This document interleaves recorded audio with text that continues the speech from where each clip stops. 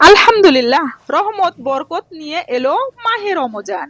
আর আজকে রাতে সেহরি খাবো, সেই জন্য একটু আমার কলিজার টুকরা সন্তান আরাফাত রহমানকে মাদ্রাসা থেকে আসার জন্য কল করেছিলাম। আসরের নামাজের পরে তাদের খেলার টাইম, তো আমি কল দিয়েই বলেছিলাম ময়না পাখি একটু বাসায় আসবা। তো হুজুরের কাছ থেকে ছুটি নিয়ে আমার আরাফাত রহমান চলে আসলো তার আম্মুর সাথে দেখা করতে। এই যে আমার আরাফাত রহমান তার পছন্দের কেক কাটছে।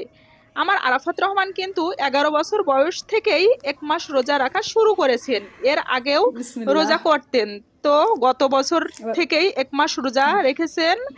এবার আল্লাহ যদি সুস্থ রাখেন, ইনশাল্লাহ আরাফাত রহমান এবারও 1 মাস রোজা রাখবেন।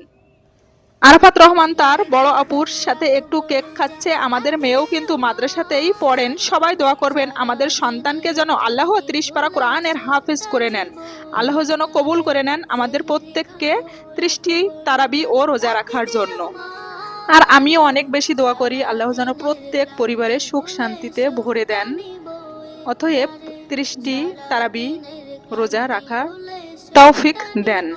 আল্লাহ সবাইকে মাফ করে কবুল করে নিও আমাদের এই রমজানের ওসিলায়। আমরা রোজার থেকে কিন্তু বেশি বেশি করে তওবা, দুরূদ শরীফ, কোরআন তেলাওয়াত করার চেষ্টা করব, তাহলেই না মনটা ফ্রেশ থাকবে। পবিত্র রমজান, আকাশ বাতাস চাঁদ সিতারায় বইছে খুশির বান। পাপে তাপের ঝরবে গুনাহ মাগফিরাতের জোয়ারে, সারা দিনের ক্লান্তি ভুলে সুখটা নিব ইফতারে। সারা দিনের ক্লান্তি ভুলে সুখটা নিব ইফতারে। যাই নামাজে দাঁড়িয়ে যাব, পড়ব মাগো তারাবি। যেই নামাজের শিক্ষা দিলেন আমাদের প্রিয় নবী। যাই নামাজে দাঁড়িয়ে যাব, পড়ব মাগো তারাবি। যেই নামাজের শিক্ষা দিলেন আমাদের প্রিয় নবী।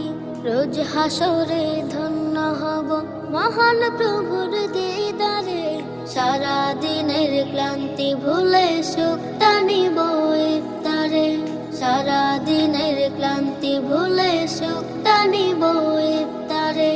আত্মাকে মা শুদ্ধ রাখতে বন্ধ রাখবো পানাহার। হিংসা বিভেদ যাব ভুলে দূর হবে মা।